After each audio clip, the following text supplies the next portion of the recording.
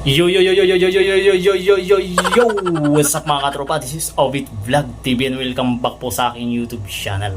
So ngayon mga tropa, nagbabalik po tayo si Ovit Vlog TV po ngayon mga tropa. So ngayon mga tropa, pasensya na kayo dahil busy po tayo sa ating Facebook Reels at sa small business lang ano.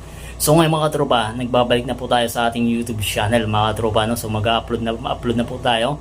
So ngayon, nandito na po ang inyong marites sa social media, Ovit Vlog TV po.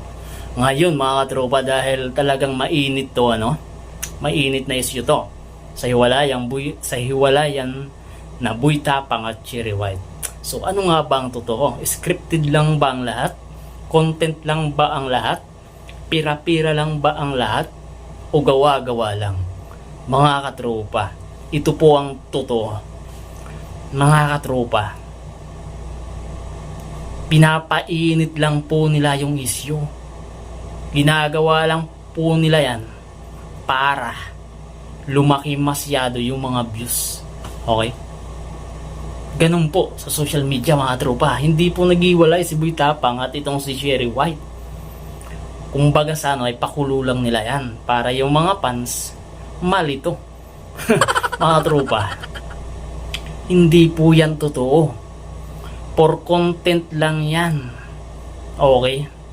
Nagsimula lang yan nung pag-alis ni Cherry White sa Cebu, na umuwi siya ng Manila para sa kanyang anak.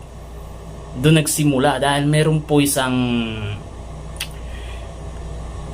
vlogger na nag-content na hiwalay na doon. Inumpisahan na lang po na hiwalay na. Kaya yun, nag-boom, nag-viral. Kaya ngayon, kasi nga nag-viral, yun, pinag-uusapan na hiwalay na. Alam naman po natin, malalaki yung views. So yun, pinag-usapan. Pero mga tropa, hindi po sila hiwalay. Hindi po yan totoo. Diba? Nakita nyo ba yung latest vlog ni Cherry White? Yung mga marites dyan? Yung mga marites, inaabangan nyo talaga yung sasabihin ni Cherry White. Hanggang sa natapos yung video niya, anong sinabi niya? Puro kayong marites. Inaabangan nyo ang buhay ng iba. Diba wala siyang sinabing masasakit para kay Boy Tapang? Wala siyang sinabing issue kung bakit sila naghiwalay. Wala. Dahil nagmamahalan po sila. Okay? At isa pa, nagawa na po ni Cherry White na ipakilala si Boy Tapang sa magulang niya.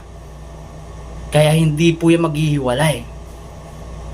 Pero kung magsalita dyan yung mga magulang Cherry White, yun, maniwala na tayo at talagang hiwalay na sila. Pero wala, di ba? Wala. At isa pa, ito rin ang patunay na hindi po sila hiwalay, okay? May papakita ko sa inyo. Okay? Kasi mga tropa, mayroon pong comment itong si Canada Girl Vlog na alam naman po natin na gumagawa tong issue para kay Idol Boy Tapang na sinisiraan si Idol Boy Tapang, na kisyo ganito daw, asawa daw niya, may anak daw sila. So nag-comment si Canada Girl Vlog. So yung mga marites dyan itong sabi niya, ilalabas po natin sa screen. Sabi niya, sana maibalik muna sa akin asawa ko, Cherry White. Mahal na mahal ko asawa ko. Okay, yan ang sabi niya. Ito ang sinagot ni Cherry White. Canada Girl, manahimik ka dyan, uhog. Yun, naging uhog-uhog na si Canada Girl. So yun ang sabi ni Cherry White. Mga katropa, doon pa lang sa sinabi na sana may balik muna sa akin asawa ko, mahal na mahal ko asawa ko, dapat ang sinagot dyan ni Cherry White, sa'yo na yan, wala akong pakialam dyan, di ba? Ganun dapat sinabi ni Cherry White. Pero yung sinabi ni Cherry White, manahimik ka dyan, uhog. So nakakatawa dahil uhog na. So ang ibig sabihin ng uhog, hindi ko rin alam.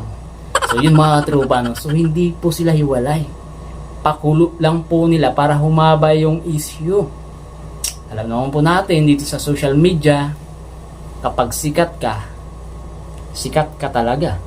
Diba? So yun lang mga tropa, Ovit Vlog TV po. At pasensya na kayo sa ating thumbnail. So sa hindi pa nakasubscribe, please subscribe na my YouTube channel, Ovit Vlog TV po. Peace out. Subscribe.